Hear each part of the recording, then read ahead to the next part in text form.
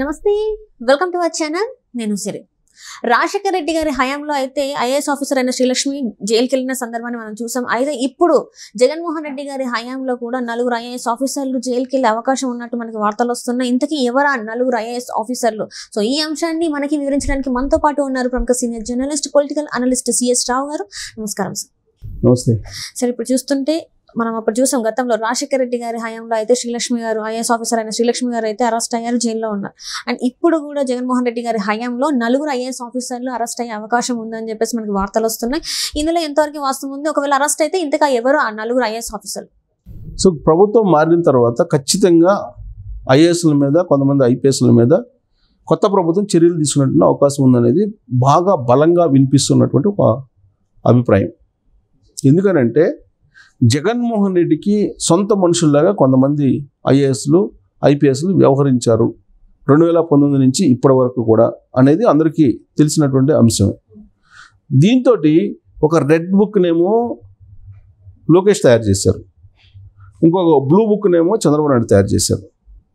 అయితే వీళ్ళందరి మీద చర్యలు తీసుకునే అవకాశం ఉందా? రెడ్ బుక్లో ఉన్నటువంటి వాళ్ళ మీద, బ్లూ బుక్లో ఉన్నటువంటి వాళ్ళ మీద అని అంటే అందరి మీద చర్యలు తీసుకోకపోవచ్చు, కానీ పక్కాగా ఆధారాలు ఉన్నటువంటి వాళ్ళ మీద మాత్రం ఖచ్చితంగా చర్యలు తీసుకునేటువంటి అవకాశం అయితే కనిపిస్తూ ఉంది.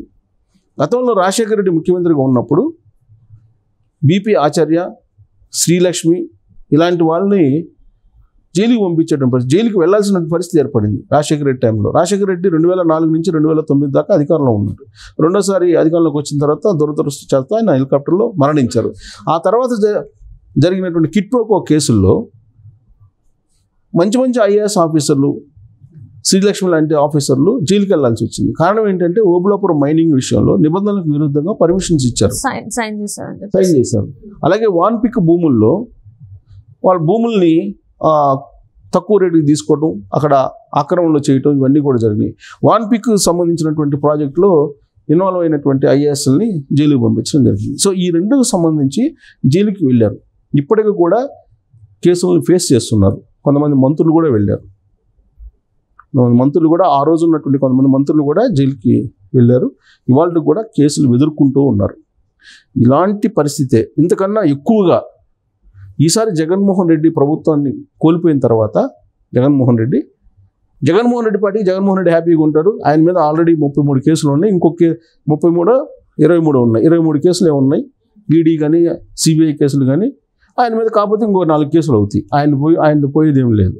కానీ సర్వీస్లో ఉన్నటువంటి ఐఏఎస్లు, ఐపీఎస్లు ఎవరైతే ఉన్నారో వాళ్ళు ఖచ్చితంగా బలి కాబోతూ ఉన్నారు అని మాత్రం చెప్పచ్చు. ఆ బలి అయ్యేటువంటి వాళ్ళలో ఎవరున్నారు? జగన్మోహన్ రెడ్డికి సొంత మనుషుల్లాగా ఎవరు వ్యవహరించారో 2019 నుంచి ఇప్పటి వరకు వాళ్ళు ఖచ్చితంగా బలి అయ్యేటువంటి అవకాశం ఉంది. వాళ్ళల్లో ఒక ప్రధానమైనటువంటి ఐఏఎస్ ఎవరంటే జగన్మోహన్ రెడ్డిని దగ్గరుండి చీకట్లో నడిపించినటువంటి ఐఏఎస్.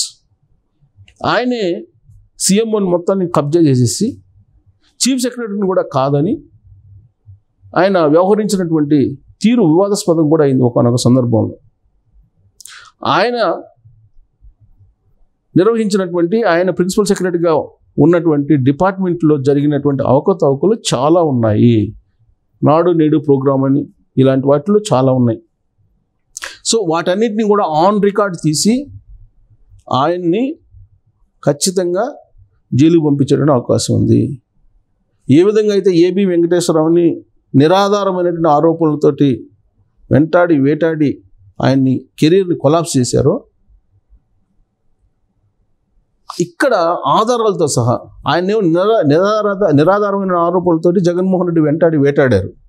ఇక్కడ ఈసారి రాబోయేటువంటి ప్రభుత్వం ఆధారాలతోటి సహా బయటపెట్టి, ఆధారాలని కోర్టు ముందు పెట్టి వేటాడబోతుంది అని చెప్పొచ్చు. ఆల్రెడీ ఇప్పటికీ ఆధారాలు ఉన్నాయి. రీసెంట్గా మనం చూస్తే చంద్రబాబు నాయుడిని అరెస్ట్ చేసినటువంటి కేసులో హెరిటేజ్కి సంబంధించినటువంటి ఫైల్స్ సబ్మిట్ చేసి తీసుకొని వాటిని తగలబెట్టారు, రహస్యంగా తగలబెట్టారు. ప్రభుత్వం మారిపోతుందని చెప్పేసి ఆ ఫైల్స్ అన్నీ కూడా, సీక్రెట్ ఫైల్స్ అన్నీ కూడా తగలబెట్టారు. విచారణకు సంబంధించిన ఫైల్స్ అన్నీ కూడా తగలబెట్టారు.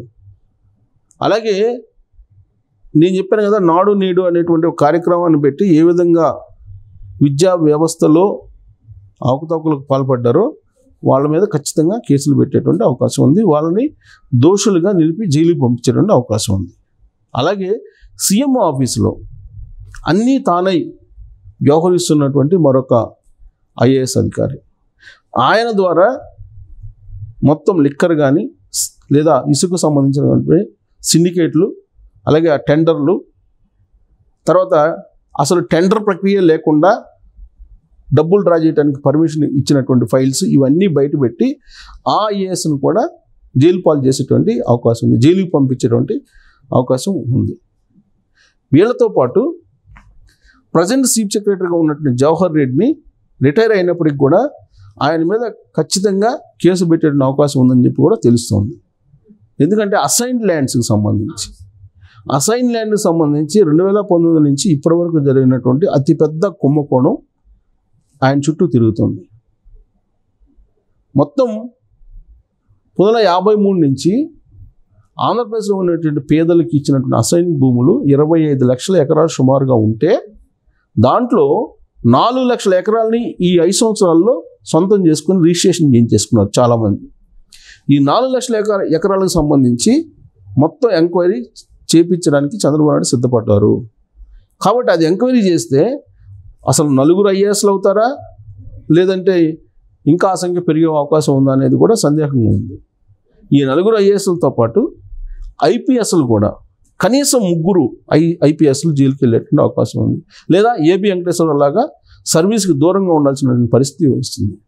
ఏబి వెంకటేశ్వరరావు నాయబద్ధమైనటువంటి పోరాటం అయితే వీళ్ళని శిక్షించకపోతే కనుక ఖచ్చితంగా అది ప్రభుత్వం దోషి అయ్యేటువంటి అవకాశం ఉంది.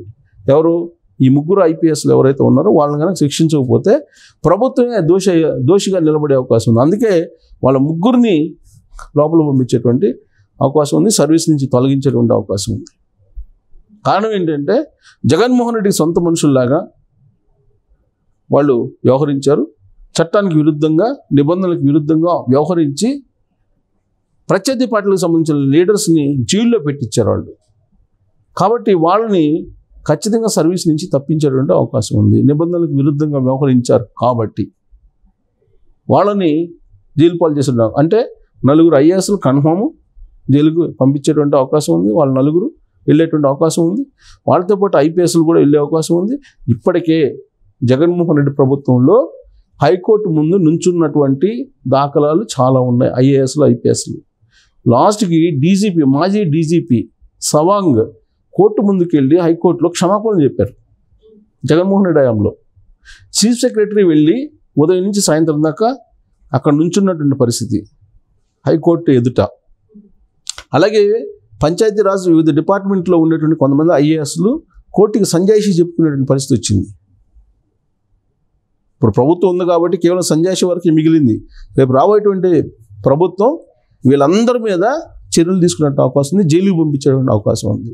అంటే నాడు వైఎస్ఆర్ రాజశేఖర రెడ్డి హయాంలో కొంతమంది ఐఏఎస్లను జైలు పాలు చేస్తే ఇప్పుడు జగన్మోహన్ రెడ్డి మరికొంతమంది ఐఏఎస్లను జైలు పాలు చేయబోతున్నారు. జూన్ 4 తర్వాత ఆ పరిణామాలు మనం చూడబోతున్నాం అని చెప్పి మాత్రం మనం విశ్లేషణ చేసుకోవచ్చు. Thank you so much.